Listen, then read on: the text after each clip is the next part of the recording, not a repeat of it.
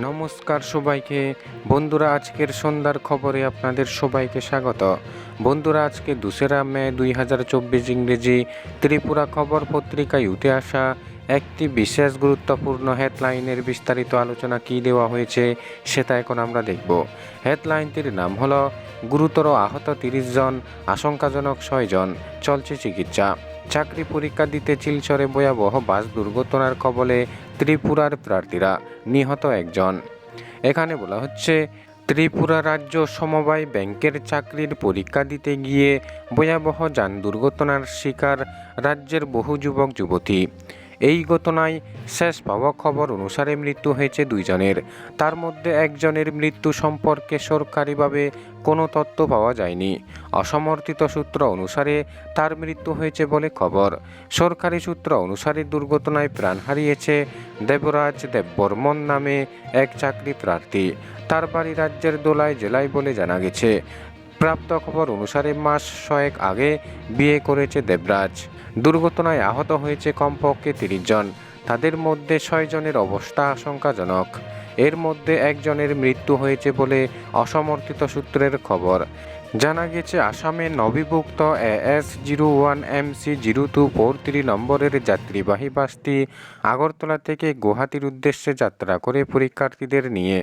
বাসটি দক্ষিণ আসামের ডিমা হাসাও জেলার পাহাড়ি এলাকায় গতকাল বুধবার 1 মে রাতে দুর্ঘটনার কবলে পড়ে। বাসের চালক পাহাড়ি এলাকায় বাসটির নিয়ন্ত্রণ হারিয়ে ফেলায় জাতীয় সড়ক থেকে অনেক নিচে ছিটকে পড়ে।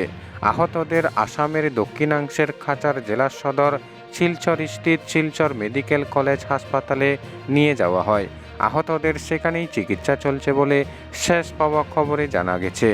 এই ঘটনায় শোক প্রকাশ করেছেন রাজ্যের মুখ্যমন্ত্রী অধ্যাপক ডক্টর মানিক সাহা। দুঃখ প্রকাশ করেন রাজ্যের প্রাক্তন মুখ্যমন্ত্রী বিপ্লব কুমার দেব সহ কেন্দ্রীয় সামাজিক ন্যায় ও মহিলা ক্ষমতায়ন বিষয়ক মন্ত্রকের প্রতিমন্ত্রী প্রতিমা ভৌমিক। শ্রীমতী ভৌমিক আহতদের চিকিৎসা নিয়ে শিলচর মেডিকেল কলেজ হাসপাতাল কর্তৃপক্ষের সঙ্গে কথাবার্তা বলেছেন। রাজ্য সরকারের তরফে দুর্ঘটনায় আহতদের চিকিৎসায় যাবতীয় সহায়তার আশ্বাস দেওয়া হয়েছে। ত্রিপুরা রাজ্য সমবায় ব্যাংকের 196টি পদে চাকরির জন্য অনলাইনে পরীক্ষার ব্যবস্থা করা হয়। এর জন্য প্রায় 19,000 চাকরি প্রার্থী আবেদন করেছে। উল্লিখিত 196টি পদের মধ্যে রয়েছে 50টি সহ ম্যানেজার, 78টি করণিক এবং 28টি সহকারী কর্মীর পদ রয়েছে।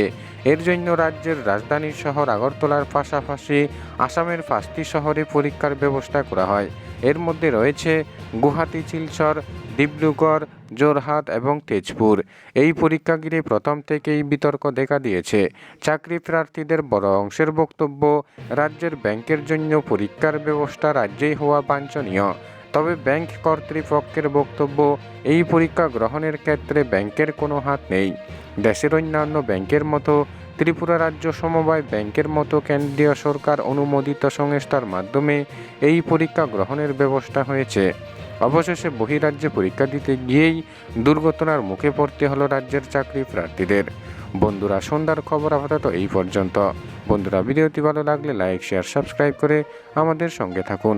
ধন্যবাদ সবাইকে ভিডিওটি দেখার জন্য।